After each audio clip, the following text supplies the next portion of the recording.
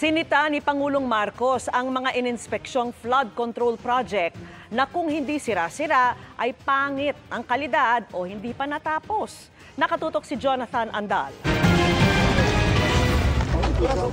Pagkapa ni Pangulong Bongbong Marcos sa diking ito sa Kalumpit, Bulacan. Yung simento rito, natudurog sa kamay.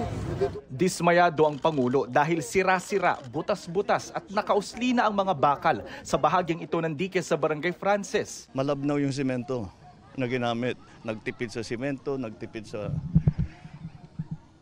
Unang-una yung simento, ganyan lang kakapal. Dapat 18 centimeters. 18 cm, mga 8 inches, parang kalsada. Pero napansin din ng Pangulo, nagkaisla na sa gitna ng ilog.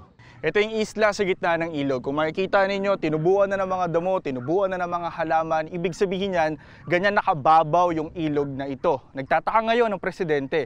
Kasi ang dumarating daw na report sa kanila, nagkakaroon naman ng dredging dito. Tignan naman ninyo, paano magiging completed yan? Tignan ninyo.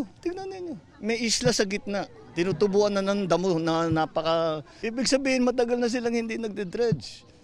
Although sa report namin, nagde-dredge sila. Ayan na naman. Pahahanapin natin yung sinong responsible dito sa gobyerno, sa private. At kailangan managot sila dito sa kanilang ginawa. Huwag sila managot sa akin, managot sila dito sa mga tao dito. Inilabas ng Malacanang ang listahan ng 7 kontratistang nakasungkit ng mga flood control projects sa Barangay Frances, Kalumpit mula 2022. 8 kontrata para sa 7 kumpanya ang nakalista. Ang halaga pag pinagsama-sama, mahigit kalahating bilyong piso. Lumabas din sa inspeksyon ng Pangulo na putol ang dike sa Kalumpit at may butas na 50 metro. Kaya pag umaapaw ang ilog, tumatagos ang tubig papunta sa Barangay Frances, lalo na kapag high tide. Ang naturang butas diretso sa bahay ni Edgar na 1 buwan ng lubog sa baha. Ito yung mag-high tide, ganyan kami, na sasapul ng tubig. Since magawa yung dike na yan. So hindi nakatulong ang dike? Hindi. Worse ka. Kasi butas.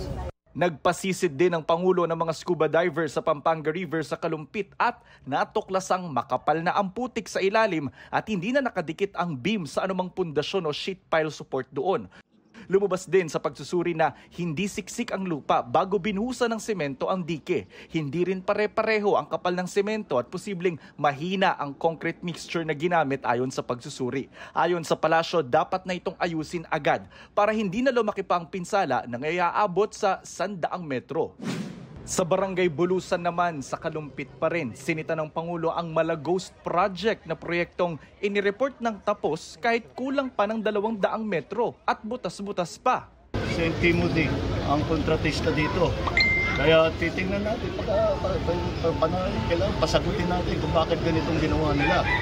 Mas mabuti pa, dapat pumunta sila rito, pakita nila gano'ng kahirap ang buhay na binigay nila sa mga kababayan natin. Pangatlo ang St. Timothy sa 15 nakakuha ng pinakamaraming flood control project sa nakalipas na 3 taon. Sinisikap pa namin kunin ang pahayag ng mga kumpanyang inilista ng Malacanang. Para sa GMA Integrated News, Jonathan Andal, nakatutok, 24 oras.